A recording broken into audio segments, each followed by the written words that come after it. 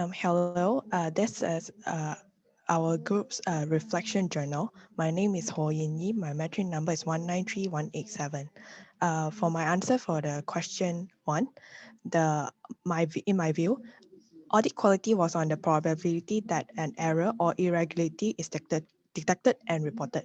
Therefore, the audit quality is in a given country is determined mainly by three factors. Firstly, it will be the level of competence of the auditor, the level of independence in the auditor, and also the nature of the liability regime. Next, this group project has enabled me to exercise professional judgment and also professional skepticism in the future.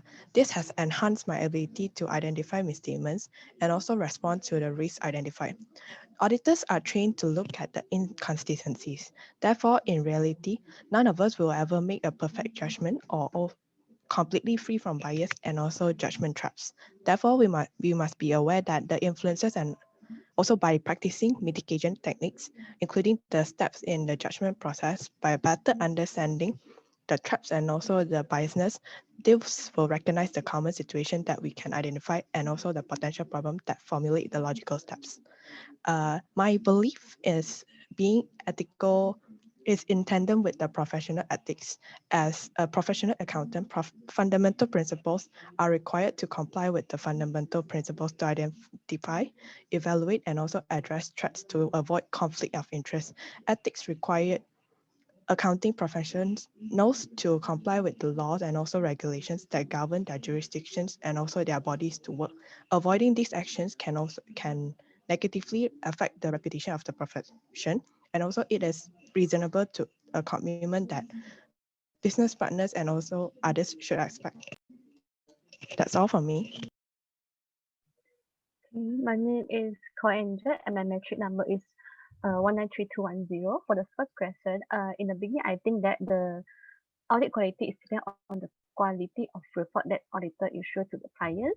How well will the client provide their information and auditors carry out appropriate procedures. Then after the assignment, I found that it also involved professional competence of auditor. And I think that Malaysia standard has actually done a good job in audit quality.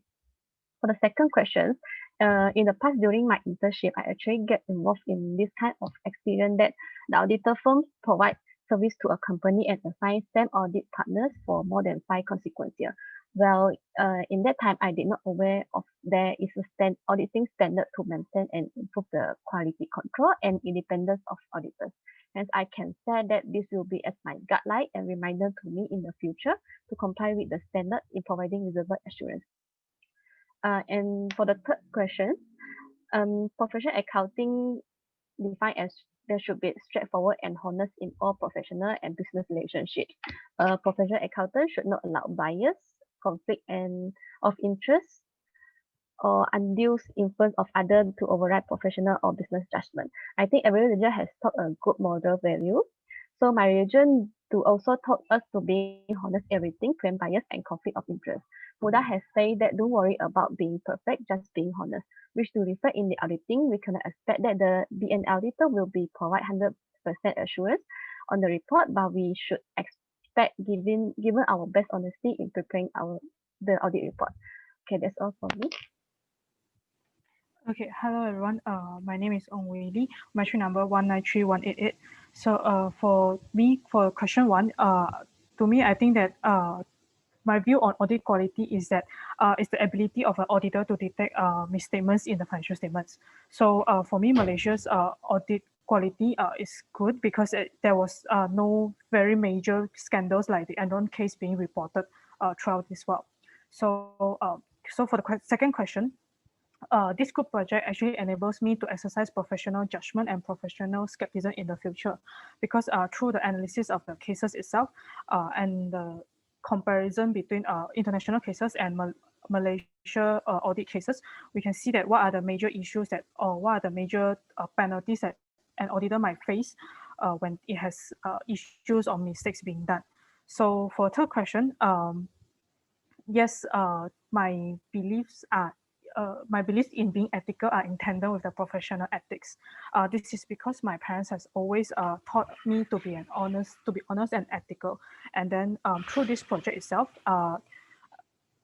but I realized that my belief in being ethical is being affirmed because I realized that being ethical is a very important trait in auditors, and we have to follow the MIA bylaws and ISQC1 in performing the duties of an auditor.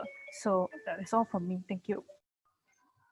Hello everyone, my name is Lim Kai Sun. My metric number is 194839. For the first question, in my point of view, audit quality is maintain the users to confidential to the auditor. Generally, the audit quality in Malaysia is controlled by the SC AOB to governances to the audit quality of the financial statement.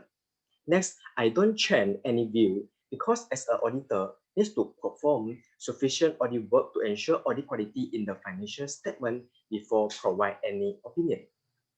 For the second question regarding professional judgment and professional skepticism, if I become an auditor in the future, I will be alert for any situation that will make possible misstatement due to fraud or error.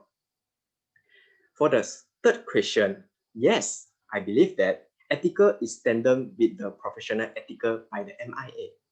Firstly, for a professional and high education person, we were teach by need a way trustful and responsibility in the action what we are taking.